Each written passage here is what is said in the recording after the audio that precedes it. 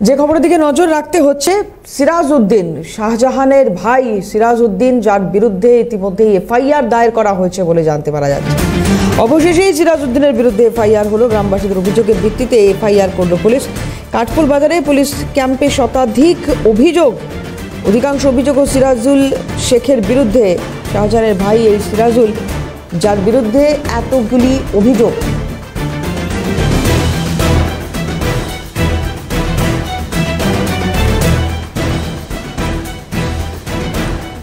সিরাজউদ্দিনের বিরুদ্ধে এফআইআর, গ্রামবাসীদের অভিযোগের ভিত্তিতে এফআইআর পুলিশের।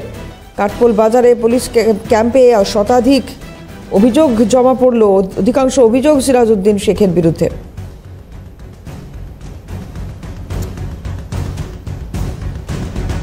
মফিজুল ইসলাম আমাদের প্রতিনিধি রয়েছেন, কথা বলবো মফিজুলের সঙ্গে। মফিজুল, কি কি অভিযোগ নির্দিষ্টভাবে জমা পড়েছে বা এফআইআর হয়েছে জানা যাচ্ছে?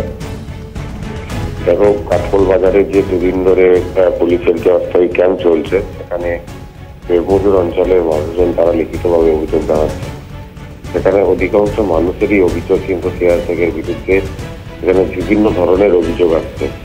কারো জমি জোর করে দখল করে নেওয়া, কারো জমি দখল করে নিয়ে ঘিরি করে নেওয়া, কারো জমি নিজের নামে বা দলের অন্যান্য অনুগামী কর্মীদের নামে করে নেওয়া, এবং মারধর করা, টাকা চাইতে গেলে বাড়িতে তুলে নিয়ে গিয়ে মারধর করা, মহিলাদের হেনস্থা করা, তাদের সম্মান নিয়ে ছেলে খেলা, এই ধরনের অভিযোগ কিন্তু সিরাজ শেখের বিরুদ্ধে লিখিত আকারে জমা পড়ছে এই অস্থায়ী পুলিশ ক্যাম্পে। প্রথম দুদিনের অভিযোগ পাওয়ার পর সেই অভিযোগগুলি খতিয়ে দেখে তারপরেই পুলিশের বিরুদ্ধে এই সিরাজ শেখের নামে এফআইআর রুজু করা হয়েছে। গতকালকে এফআইআর রুজু করা হয়েছে, পুলিশ সূত্রে সেটাই খবর। শেষ পর্যন্ত শাহজাহান শেখের ভাই সিরাজ শেখের বিরুদ্ধে কিন্তু পুলিশ এফআইআর করলো। দেখা যে এফআইআর এর ভিত্তিতে সিরাজ শেখ কবে গ্রেপ্তার হয়, এবং পুলিশের তরফ থেকে বলা হচ্ছে যে এই এফআইআর করেই তারা কিন্তু ক্ষান্ত নয়, পুরো ঘটনার তদন্ত করছে।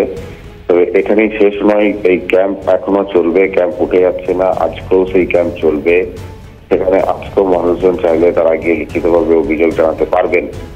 ফলে একটি অঞ্চলে এত ভুরি ভুরি অভিযোগ, হার প্রমাণ দুর্নীতির অভিযোগ যেমন রয়েছে সিরাজ শেখের বিরুদ্ধে, ঠিক তেমনই অত্যাচারের অভিযোগও রয়েছে। সেক্ষেত্রে পুরুষরাও যেমন মারধরের অভিযোগ করছেন।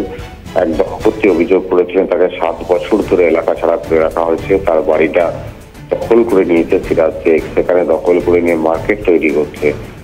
তারা এই এলাকায় আর থাকার মতো কোনো জায়গা নেই, তাই 7 বছর ধরে তাকে বাইরে থাকতে হচ্ছে। এবং এই পুলিশ ক্যাম্পের খবর শোনার পরেই তিনি ফিরে এসে পুলিশ ক্যাম্পে অভিযোগ করেন লিখিতভাবে, যেহেতু এর আগে থানায় জানিয়ে কোনো সুরাহা হয়নি।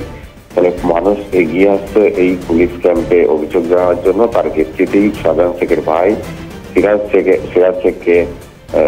শেখের নামে এফআইআর রুজু করলো পুলিশ। ধন্যবাদ মফিজুল, কথা বলছিলাম। মফিজুল ইসলাম ছিলেন টেলিফোনে।